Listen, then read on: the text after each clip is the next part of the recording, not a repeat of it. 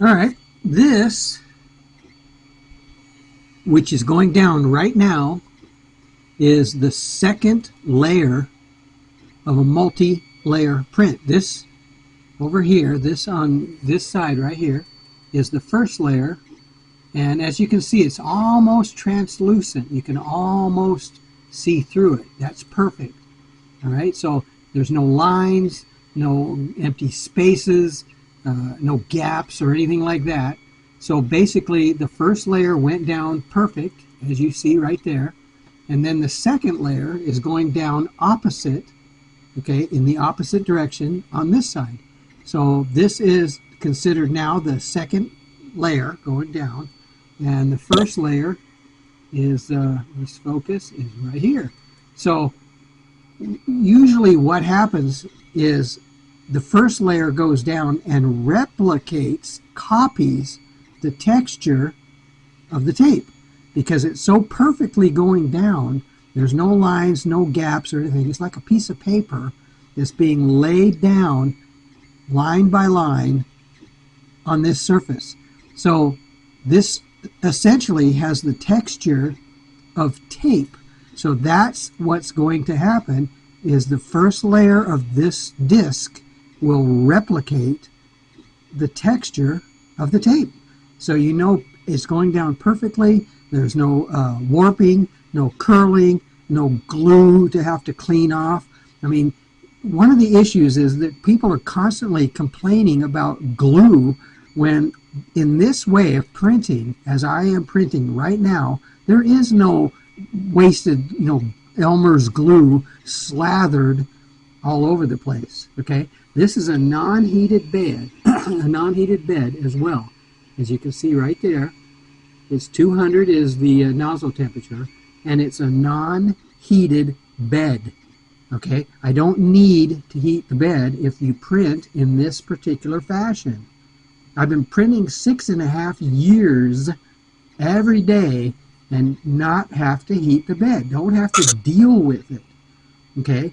Also, being that it is already flat everywhere, then you don't need this electronic gizmo over here, to compensate for any highs and lows because there just isn't any. If there's no highs and lows to compensate for, then the gizmo over here is useless. It's not even being used. All right? So get a flat bed, as I am here. Make sure it's level all the way around. Do the old paper feeler gauge right here, tramming with the paper feeler gauge, and get the nozzle trammed to the print surface. And since I'm printing on tape, I have to tram here, only here, not out here, because it's not printing out here. Print within the print area, which is inside the tape, and tram it. It's done. It takes like 2 minutes and it's done. You don't have to test your work. You don't have to do any CHEP test probes or anything like that. You just tram it once and print. That's it. Okay, so I don't know why the printing process gets so complicated when there's essentially only really 3 things happening here. We got the plastic extruder pulling and pushing. We got the Bowden tube guiding the filament to the moving print head, and we have the print head. This is the hot end. So troubleshooting is minimum.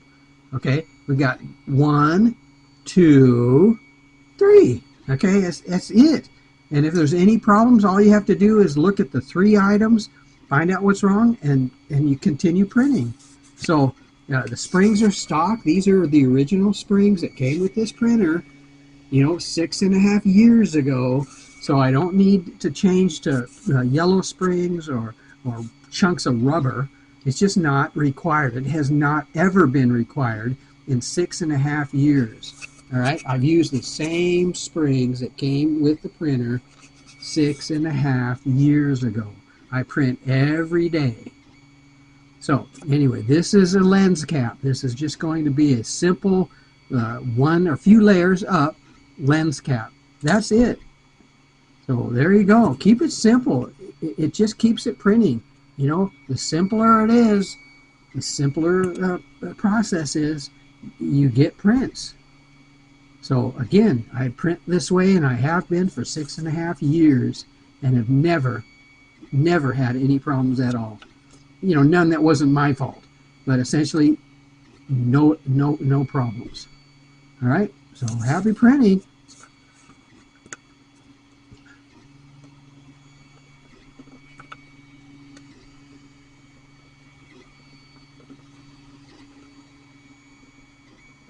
You can see now it's the third layer going down.